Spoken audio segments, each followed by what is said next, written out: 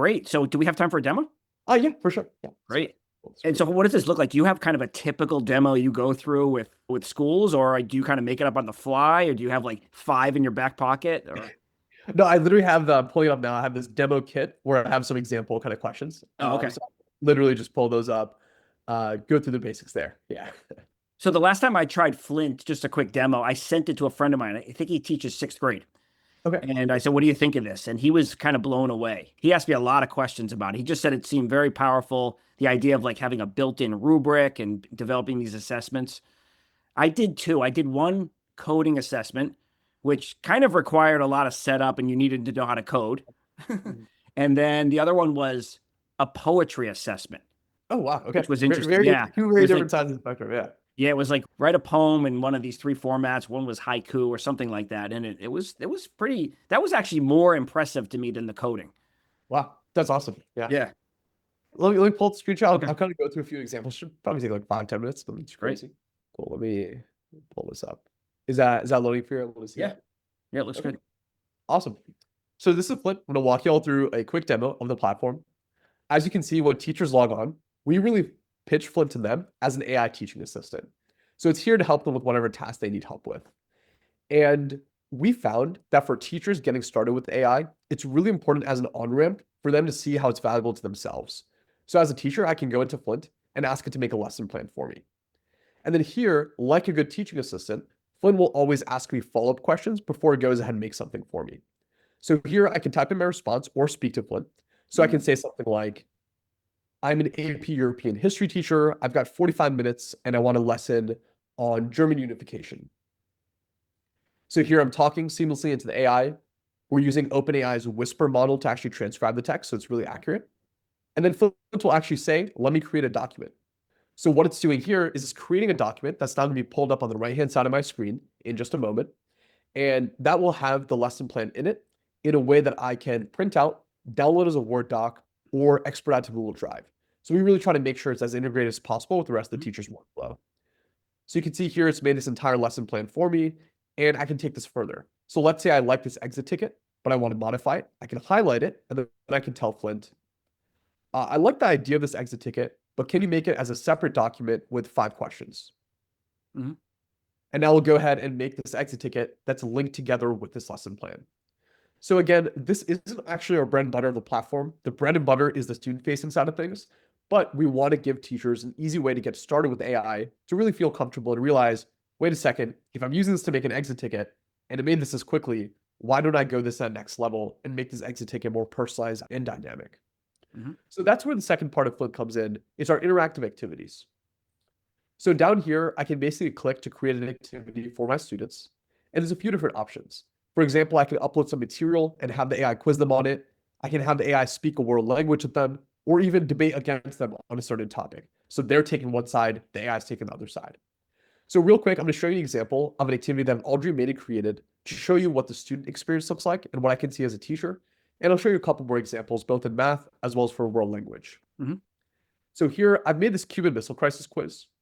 And to create this quiz, all I did as a teacher is upload a reading that I want my students to be quizzed on. So I can go into the settings and pull up that reading for you.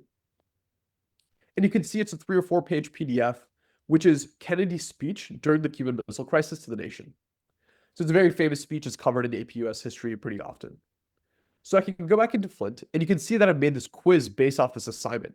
So unlike a standard quiz, where students are getting all the questions at once, Flint goes through and gives them the questions one by one.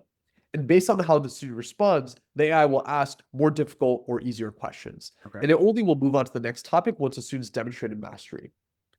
So it adjusts the difficulty based on the student's performance. Is that a configuration setting? What if I wanted all students to answer the same questions?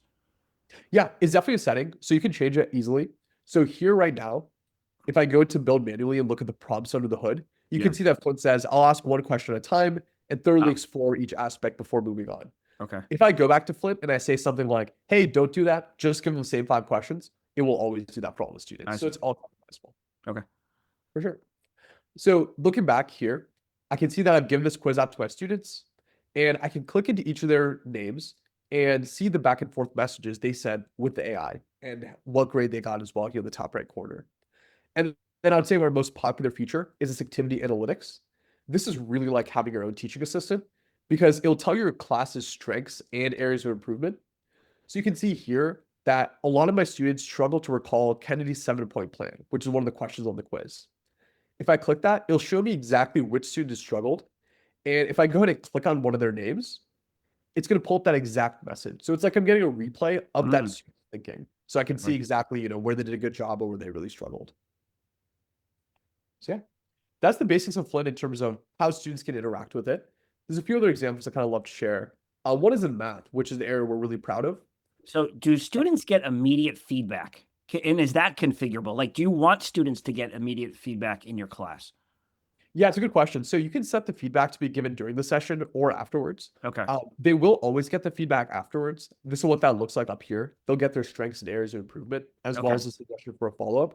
You can hide the grade though. So there's a setting where you can say like, don't give the students a grade. I want to be the one that grades them. I see. But this will apply a grade if you have a rubric and you've configured it that way. Exactly. And you can even upload a rubric. So you could put in like an AP rubric for this assignment, for example, and the AI will give grades on like a 1 to 5 scale. And you can go the other way as well. You can like export student names and grades from this platform and, import it to some other platform that a school might be using. Absolutely. Yeah. We have like a download as a CSV option here. Yeah. The data right off there. Okay. For sure. And then, yeah, so Flint works great for math as well. You can go and easily make like a problem solving practice activity, which I say is a really common use case. This is what that would look like. So you can see here that the AI is giving the students a math problem and saying, hey, go ahead and provide the first derivative of this polynomial. So the student can actually draw on a whiteboard. This is especially effective if they're on like an iPad or a computer with a stylus. All right. And then you'll see that the AI is able to understand their work, give them immediate feedback on it. And then when a student's struggling, let's say here the student said, I don't understand what a derivative is. Can you help me visualize it? The AI can actually create visuals. So here it's using Python under the hood to create these graphs. It's showing me the original function, the derivative function. I can go as a student, circle part of this and ask it, what's this part? And at any point, I can also show my work using this equation editor. So I can easily type in, using my keyboard, type in things like multiplication or exponents really easily onto here. So that's kind of what that math support looks like. So do you have a lot of guardrails in place? In other words, I'm a student. I don't know the answer to the question, or I don't even want to think about it. I want the AI to give me the answer. Could I actually prompt it such that it's just going to give me the answer? And what type of guardrails do you have around that? You could definitely try. The main guardrails we have is that by default, any activity that teachers create, we've prompted it under the hood to not give away the answer to students, to push back against that. Okay. Also, if a student were to do that, they're going to be immediately caught by the AI. So the teacher can always see, all right, this student tried like 5 times to cheat. So that's going to be shown direct to them immediately. Oh, right. Because you have the history. Exactly. Did that take a lot of testing? Like, did you have a lot of ways of trying to break this and say, I still don't understand the question. Can you give me, 10 hints for the response? Like, did that require a lot of testing? Absolutely. Absolutely. So it's probably the thing we test the most to this day in Flint is like, we have a lot of different types of activities you can make. Like, if I go back to the home page, even, any one of these like problem solving practice can encompass like 20 different STEM subjects. Yeah. So we do a ton of testing to make sure like, all right, for each one of those combinations, right, it's still really good at not giving away the answer. And so this is using Claude for most of this under the hood? Yeah, it is. Yeah. Okay. Wow, this is great. For sure. Yeah. Yeah. Definitely some new features even since I've tried this, which was a few months ago. So that's great. That's the idea. Every few months we want to be surprising our users, kind of constantly add new stuff. Oh, can I see that Hebrew conversation practice? For sure. Yeah. That's interesting. I learned Hebrew a long time ago. Okay. Yeah. You're going to be a better judge than I will of this. I don't know. It's been a long time. I'll go ahead and click play and then we'll see what it comes up with. I have no idea. קוראים לי פלינט.